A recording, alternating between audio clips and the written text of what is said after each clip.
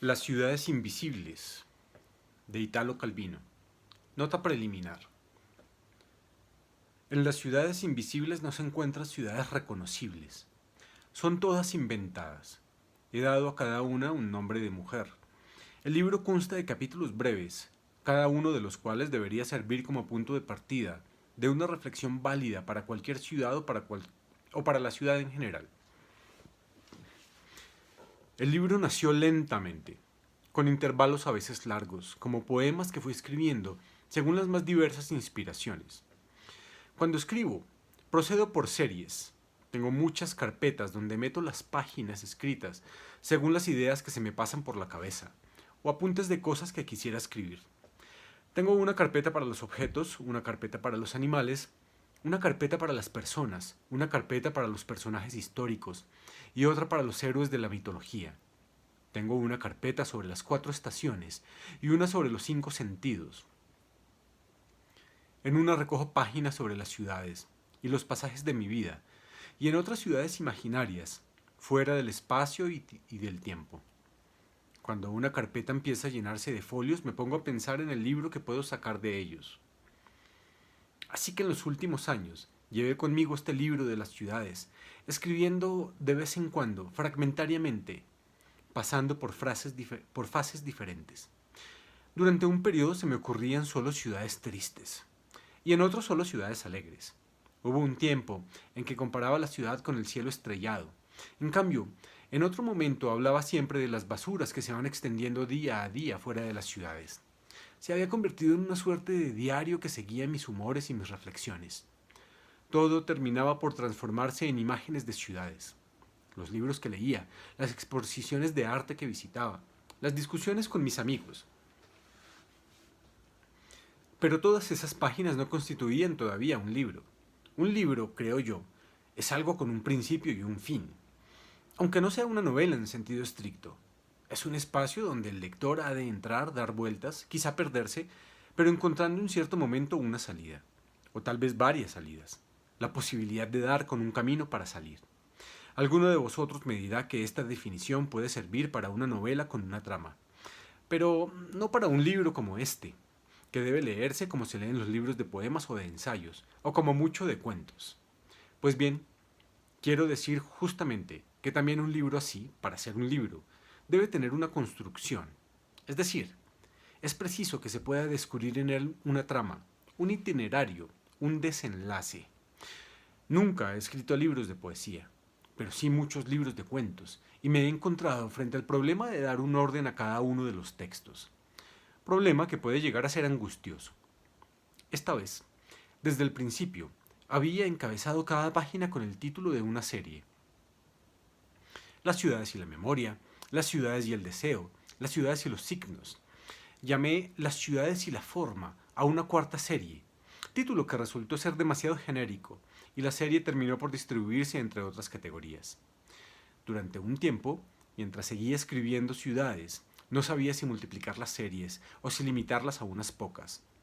Las 2 primeras eran fundamentales, y así hacerlas desaparecer todas. Había muchos textos que no sabía cómo clasificar, y entonces buscaba definiciones nuevas. Podía hacer un grupo con las ciudades un poco abstractas, aéreas, que terminé por llamar las ciudades sutiles. Algunas podía definirlas como las ciudades dobles, pero después me resultó mejor distribuirlas en otros grupos. Hubo otras series que no preví de entrada. Aparecieron al final, redistribuyendo textos que había clasificado de otra manera, sobre todo como memoria y deseo. Por ejemplo, las ciudades y los ojos, caracterizadas por propiedades visuales, y las ciudades y los intercambios, caracterizadas por intercambios. Intercambios de recuerdos, de deseos, de recorridos, de destinos. Las continuas y las escondidas, en cambio, son 2 series que escribí adrede, es decir, con una intención precisa, cuando ya había empezado a entender la forma y el sentido que debía dar al libro. A partir del material que había acumulado, fue como estudié la estructura más adecuada, porque quería que estas series se alternaran, se entretejieran, y al mismo tiempo no quería que el recorrido del libro se apartase demasiado del orden cronológico en el que se habían escrito los textos. Al final decidí que habría 11 series de 5 textos cada una, reagrupados en capítulos formados por fragmentos de series diferentes que tuvieran cierto clima común. El sistema, con arreglo al cual se alternan las series, es de lo más simple, aunque hay quien lo ha estudiado mucho para explicarlo. Todavía no he dicho lo primero que debería haber aclarado. Las ciudades invisibles se presentan como una serie de relatos de viaje que Marco Polo hace a Kublai Khan, emperador de los tártaros. En la realidad histórica, Kublai desciende de Genghis Khan, era emperador de los mongoles, pero en su libro Marco Polo lo llama Gran Khan de los tártaros, y así quedó en la tradición literaria. No es que me haya propuesto seguir los itinerarios del afortunado mercader veneciano que en el siglo XIII había llegado a China, desde donde partió para visitar como embajador del Gran Khan buena parte del lejano Oriente. Hoy el Oriente es un tema reservado a los especialistas y yo no lo soy. Pero en todos los tiempos ha habido poetas y escritores que se inspiran en el millón, como una escenografía fantástica y exótica. Coleridge, en un famoso poema, Kafka, en El mensaje del emperador, Buzzati, en El desierto de los tártaros. Solo Las mil y una noches puede jactarse de una suerte parecida. Libros que se convierten en continentes imaginarios en los que se encontrarán su espacio otras obras literarias. Continentes del Allende, hoy cuando podría decirse que el Allende ya no existe y que todo el mundo tiende a uniformarse. A este emperador melancólico que ha comprendido que su ilimitado poder poco cuenta en un mundo que marcha hacia la ruina, un viajero imaginario le habla de ciudades imposibles. Por ejemplo, una ciudad microscópica que va ensanchándose y termina formada por muchas ciudades concéntricas en expansión. Una ciudad telaraña, suspendida sobre un abismo. O una ciudad bidimensional como Moriana. Cada capítulo del libro va precedido y seguido por un texto en cursiva en el que Marco Polo y Kublai Khan reflexionan y comentan. El primero de ellos fue el primero que escribí y solo más adelante, habiendo seguido con las ciudades, pensé en escribir otros. Mejor dicho, el primer texto lo trabajé mucho y me había sobrado mucho material, y en cierto momento seguí con diversas variantes de estos elementos restantes. Las lenguas de los embajadores, la gesticulación de Marco, de los que resultaron parlamentos diversos. Pero, a medida que escribía ciudades, iba desarrollando reflexiones sobre mi trabajo, como comentarios de Marco Polo y del Khan. Y estas reflexiones tomaban cada una por su lado, y yo trataba de que cada una avanzara por cuenta propia. Así es como llegué a tener otro conjunto de textos que procuré que corrieran paralelos al resto, haciendo un poco de montaje, en el sentido de que ciertos diálogos se interrumpen y después se reanudan. En una palabra, el libro se discute y se interroga a medida que se va haciendo. Creo que lo que el libro evoca no es solo una idea atemporal de la ciudad, sino que desarrolla de manera, unas veces implícita y otras explícita, una discusión sobre la ciudad moderna. A juzgar por lo que me dicen algunos amigos urbanistas, el libro toca sus problemáticas en varios puntos, y esto no es casualidad porque el trasfondo es el mismo. Y la metrópoli de los Big Numbers no aparece solo al final de mi libro. Incluso lo que parece evocación de una ciudad arcaica solo tiene sentido en la medida en que está pensado y escrito con la ciudad de hoy delante de los ojos. ¿Qué es hoy la ciudad para nosotros? Creo haber escrito algo como un último poema de amor a las ciudades, cuando es cada vez más difícil vivirlas como ciudades. Tal vez estamos acercándonos a un momento de crisis de la vida urbana y las ciudades invisibles son un sueño que nace del corazón de las ciudades invivibles. Se habla hoy con la misma insistencia tanto de la destrucción del entorno natural como de la fragilidad de los grandes sistemas tecnológicos que pueden producir perjuicios en cadena, paralizando metrópolis enteras. La crisis de la ciudad demasiado grande es la otra cara de la crisis de la naturaleza. La imagen de la megalópolis, la ciudad continua, uniforme, que va cubriendo el mundo, domina también mi libro. Pero libros que profetizan catástrofes y apocalipsis hay muchos. Escribir otro sería pleonástico, y sobre todo, no se viene a mi temperamento.